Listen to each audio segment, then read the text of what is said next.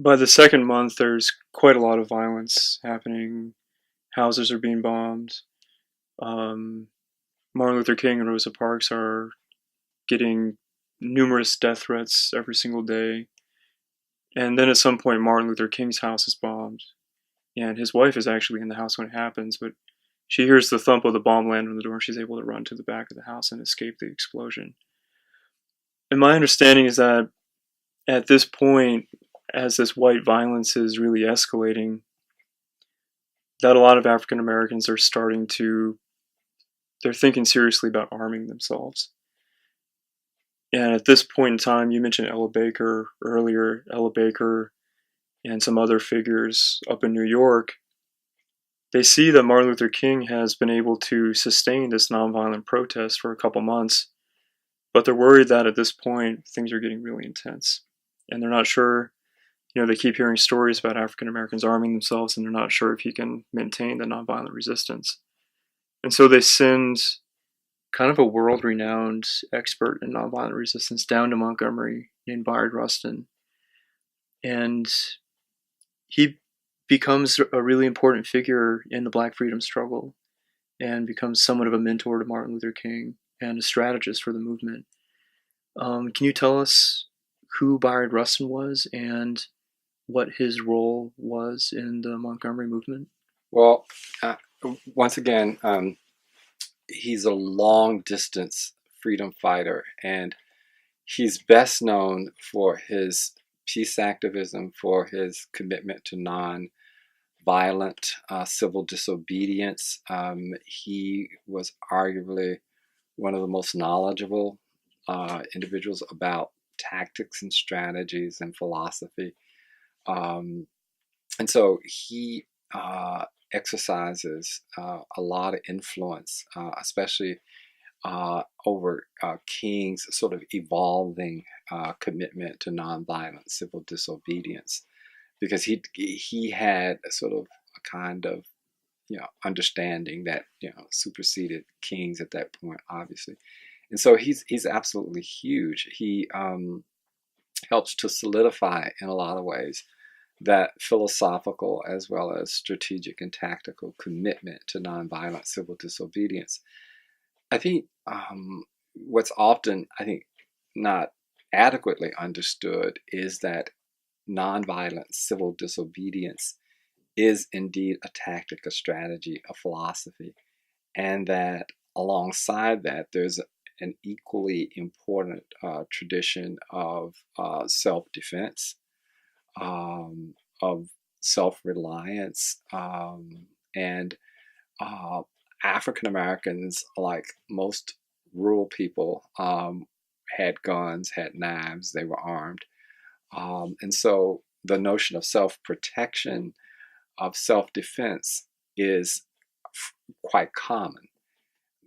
Nonviolent civil disobedience is turning the other cheek, and sort of this Christian forbearance, and sort of the other kinds of issues that play into nonviolent civil disobedience work, I think, in part because of the core Christian sort of values and sensibilities that it plays upon. But I think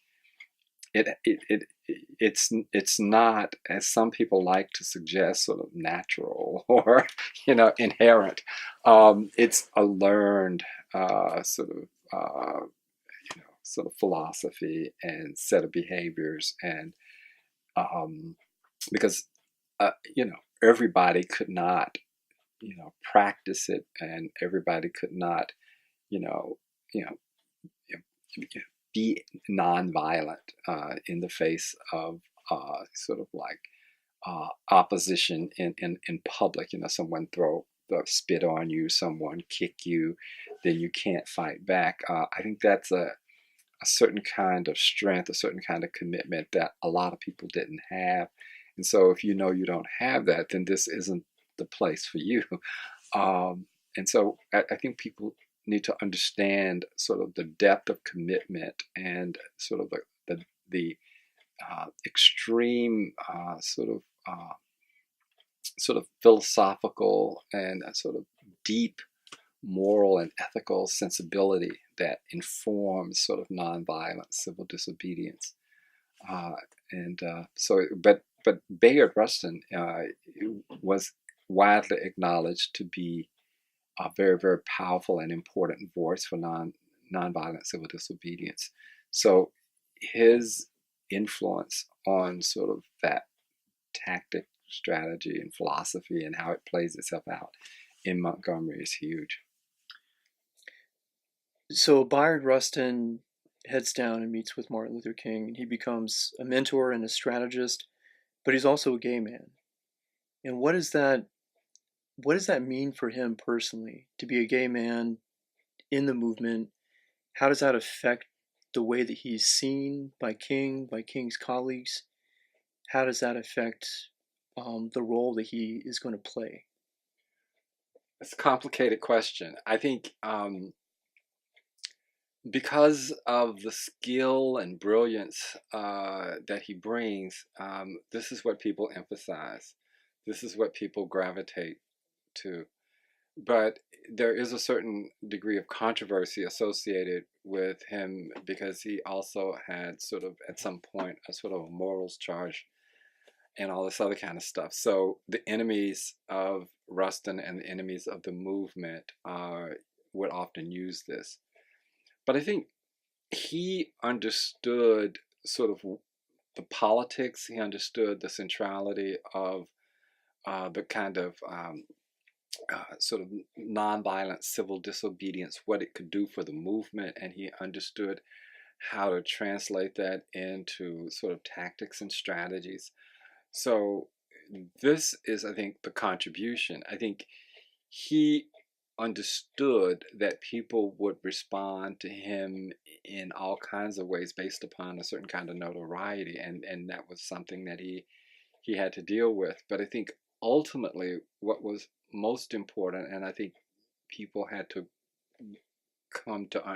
people came to understand, was that he had the goods. You know, he knew how to organize, he knew how to mobilize, and that his brilliance in that terrain was, you know, unmatched. So this is what people tended to focus on. But you know, this does not suggest that he didn't encounter homophobia. This does not, there are all kinds of ways in which the FBI and a whole bunch of enemies of the movement sort of tried to use, you know, uh, you know, that kind of scurrilous personal attack against him. So you know, it happens, but ultimately, he, you know, I think is able to function uh, quite effectively because he is so good at what he does.